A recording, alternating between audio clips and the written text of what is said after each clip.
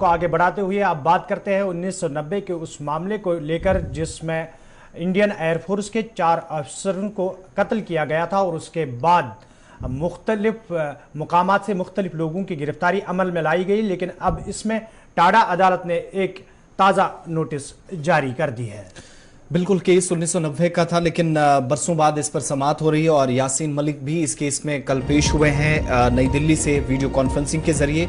और 4 जो Indian air force के एहलकारों का कत्ल था श्रीनगर में, जहां पर गिरफ्तार एक मुलजिम के खिलाफ प्रोडक्शन वारंट भी जारी कर दिया गया। दरअसल टाडा कोर्ट के अंदर कल समाअत हुई और 1990 में जो मिल्टन 2 के हाथों 4 IAF अफसरान के कत्ल का ये केस था, इससे मुतल्लिक समाअत थी। फिलहाल इसको मुलतवी कर दिया क्योंकि एक मुलजिम मोहम्मद रफीक पहलू उर्फ नाना जी की श्रीनगर पुलिस ने पिछले दिनों 9 दीगर लोगों के साथ गिरफ्तार किया था, जिस पर इल्जाम था कि उसने साजिश रची थी और बदअमनी फैलाने का इल्जाम पुलिस बयान के मुताबिक उस पर था। और जम्मू कश्मीर में अलहदगी पसंद सरगर्मियों को बहाल करने का इल्जाम भी बाद में चार्जशीट के जरिए मोहम्मद रफीक पर लगाया गया।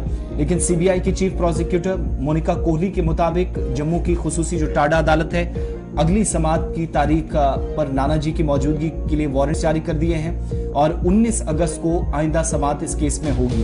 पहलू के अलावा इंडियन एयरफोर्स के एहलकारों के कत्ल के दीगर जो मुलजिमान हैं, इनमें JKLF के सरबराह यासीन मलिक के साथ साथ अली मोहम्मद मीर, मंजूर अहमद सोफी उर्फ मुस्तफ़ा, जावेद अहमद मीर उर्फ नालका, शौकत अहमद बख्शी और जावेद अहमद जरगर, ये तमाम लोग हैं जिनके ऑलरेडी चार्जशीट में नाम भी दाखिल किए गए हैं। इस केस में नाम डाला गया है।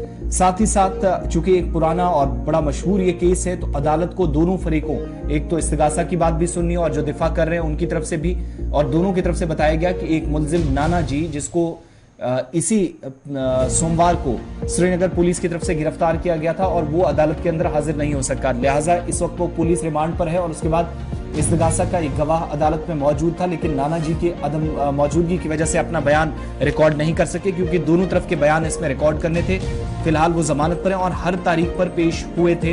ये पिछले केस में भी बात सामने आई थी, लेकिन चूंकि एक केस का एक कलीदी मुलजिम जो है वो इस वक्त पुलिस रिमांड पर है और सीनियर एडिशनल एडवोकेट जनरल भी मोनिका कोहली हैं, उनकी तरफ से तफसीलात भी इसकी शेयर की गई और उन्होंने कहा कि अब रफीक पहलू के खिलाफ प्रोडक्शन वारंट जारी कर दिया गया है ताकि आइंदा समाअत जब 19 अगस्त को होगी उस पर उनकी मौजूदगी को यकीनी बनाया जा सके।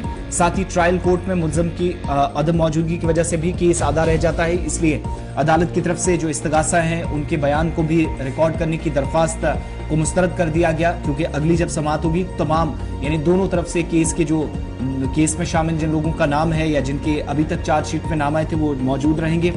यासीन मलिक इनमें ऑलरेडी हैं जो कल वीडियो कॉन्फ्रेंसिंग के जरिए दिल्ली से ही पेश हुए हैं, उन्होंने अपनी बात रखी है। फिलहाल वो तिहाड़ जेल में हैं। वीडियो कॉन्फ्रेंसिंग के जरिए कल भी उनको अदालत के फैसले के बाद मौका दिया गया और इसलिए वो जम्मू नहीं जा सके।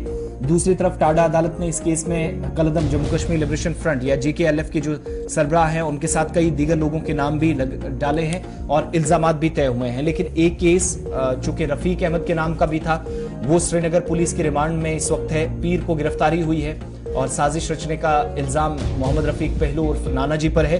कल वो कोर्ट के अंदर पेश नहीं हो सका, इसी वजह से समाअत केस की जो है मुलतवी कर दी गई। बहरहाल यासीन मलिक ने ऑनलाइन अपनी बात रखी है। अब अगली समाअत केस की वो 19 तारीख को होगी और गिरफ्तार मुलजिम जो इस वक्त श्रीनगर पुलिस के हाथ में है मोहम्मद रफीक उर्फ नाना जी, उसको 19 तारीख को पेश होना है। बाकी लोगों के साथ फिलहाल प्रोडक्शन वारंट जारी कर दिया गया है।